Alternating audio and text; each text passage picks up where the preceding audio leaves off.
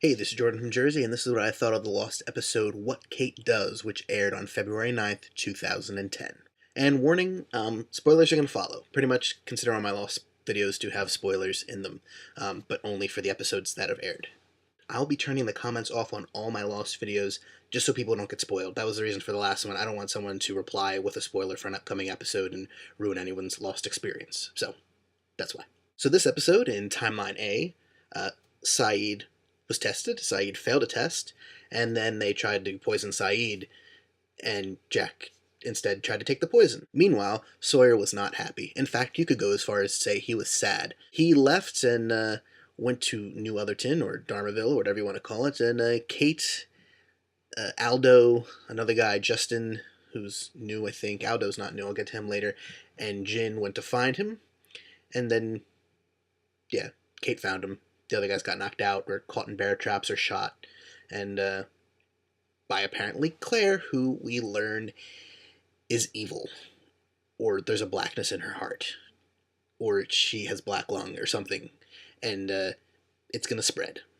Meanwhile, whoa! In Timeline B, Claire started to go into labor, and then she wasn't in labor, and then her doctor was Ethan, who made jokes about needles. And while that was going on, Claire was way too trusting of Kate, who she thought was innocent, even though she had no idea what she was even being charged with. But Claire's never been the brightest crayon in the box, so what could you do?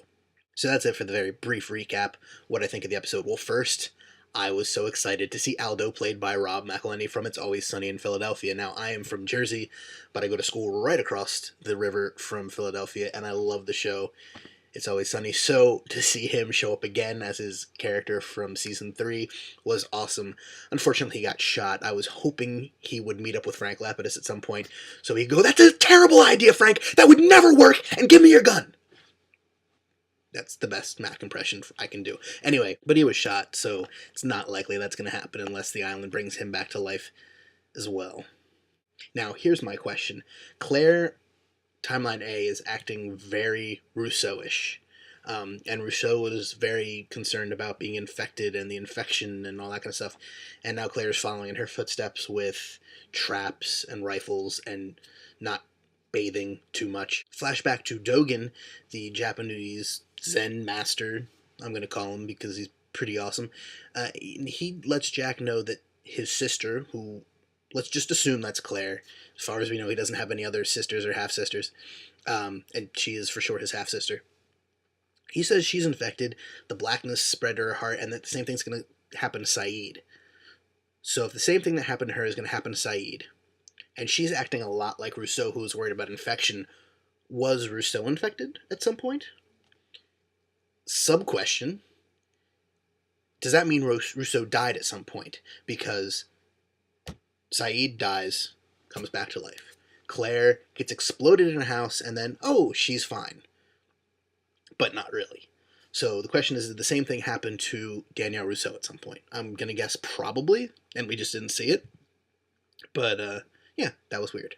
We got a great emotional scene from Josh Holloway and Evangeline Lilly, lots of crying, and if they try to get Josh Holloway an Emmy this year, I think this will probably be his episode so far. Granted, we're only 3 hours in, but it was a very good scene for him.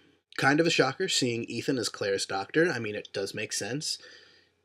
In a lot of ways, actually. I was kind of hoping to see it be Juliette Burke at some point, or her husband, Edmund Burke. I think he was a doctor. We saw him, like, for all of 30 seconds before he got hit by a bus, so I don't exactly remember what he did.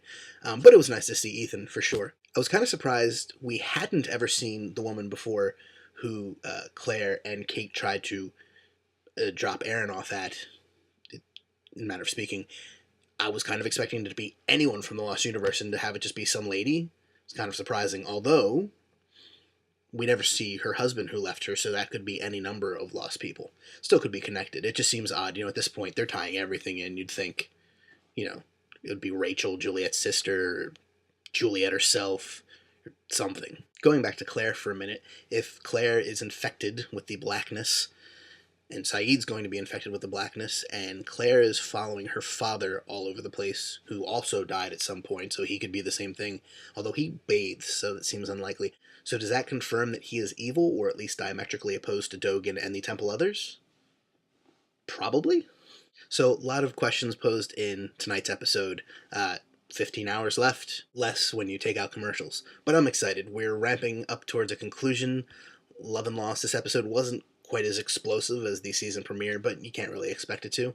And move the story right along. Poison pills, some torturing, some sonic fences that weren't fences but were used the same way, some smoke monster anti-powder.